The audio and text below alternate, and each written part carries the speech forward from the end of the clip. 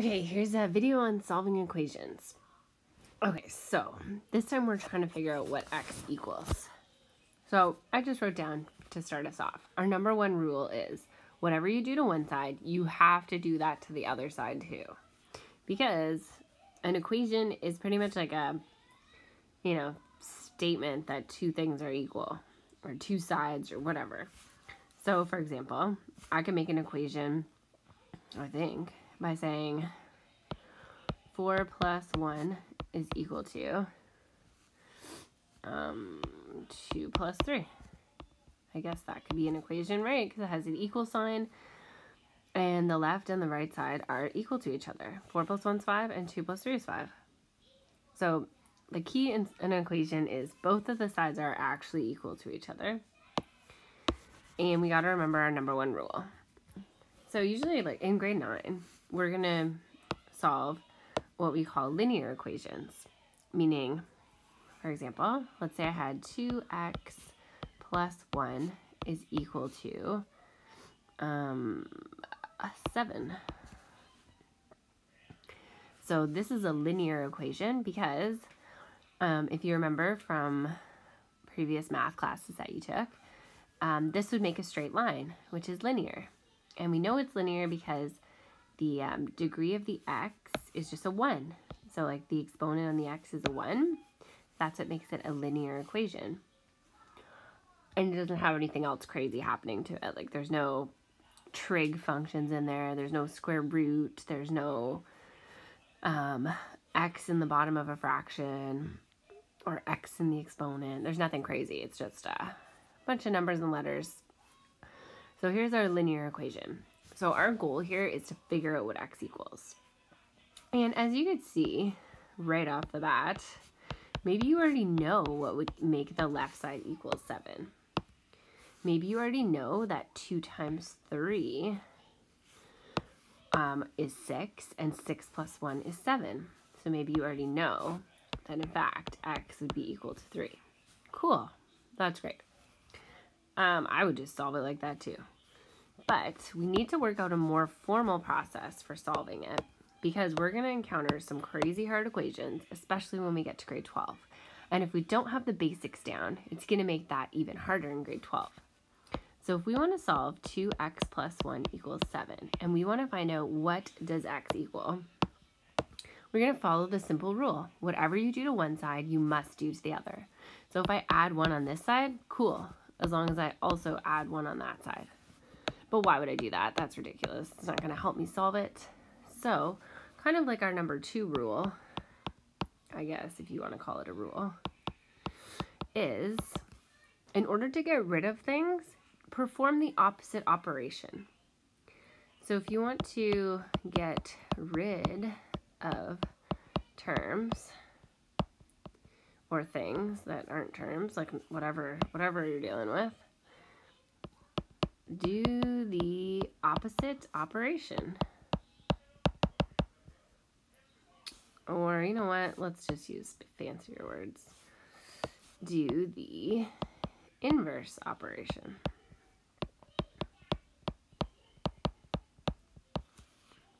Okay, so I made a table of that, but basically the opposite of adding is subtracting. The opposite of multiplying is dividing. The inverse of square rooting something is to square something. So those are the most ones you'll need. So if I was going to solve this, I know I want to get x alone. So I'm going to start removing things. So this plus 1 here, I'd like to get rid of that. So the opposite of adding 1 would be to subtract 1. And I would do it to both sides.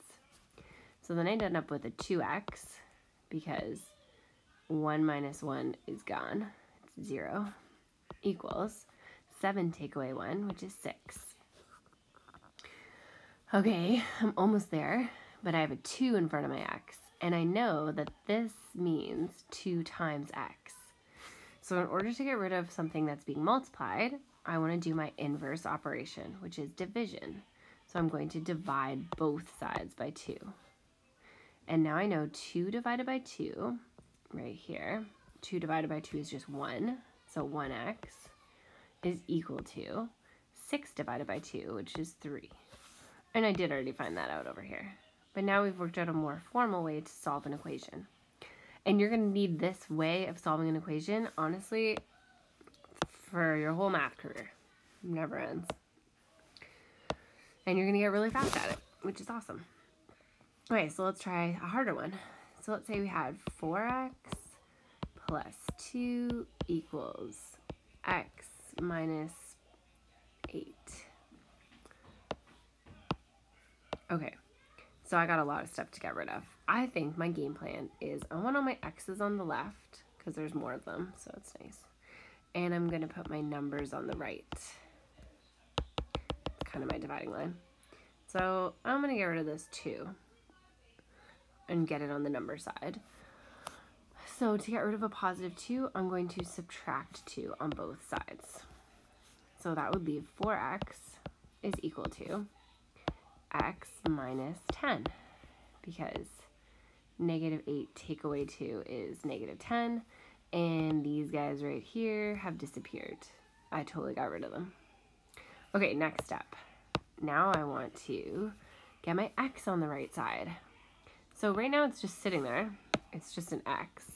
So I know that if I subtract an x, x minus x is nothing, 0.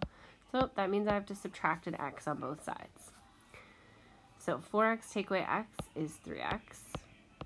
X take away x is 0, and so I'm just left with a negative 10. Okay, and then my last step, I want to get the x alone, and right now there's a 3 multiplied by the x, so I know if I divide both sides by 3, I know 3 divided by 3 is 1, so that just leaves 1x equals negative 10 over 3, which is going to be a decimal, so I'm just going to leave my answer in fraction form, because it's more exact that way. I don't get like crazy decimals. So that's our final answer. So we just take our time and we just do inverse operations. So we minus 2, we minus x, and we divide it by 3. So if you just do that, that works every time. And then you can develop your own shortcuts as long as you understand where they came from, I would say. Okay, but check this out. Let's do a crazy scenario. Like, let's say we had, I'm just making this up, it's probably gonna be horrible numbers, but 12 divided by x. I totally said we were working with linear equations, but anyways, switching it up. 12 divided by x equals 2. Okay, cool. So I just put this one here to, like, I don't know, just to make it harder. So in this example, we're looking horrible because we have an x in the denominator, and we do not want that.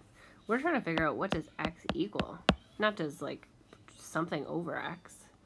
So in this crazy example, which is going to come up in grade 10 probably, I'm actually going to do something kind of weird, but because this is getting divided by x, I'm actually going to multiply both sides by x.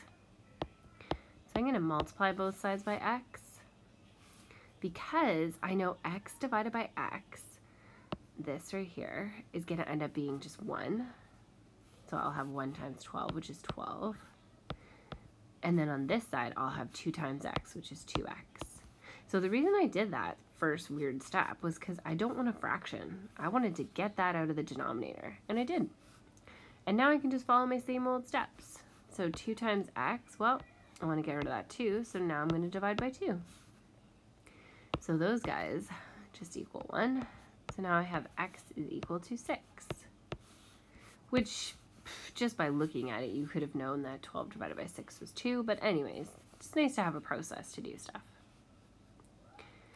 And then you are welcome to check your answers. I should have mentioned that before, but there's a formal way, and some teachers really like you to formally check your stuff.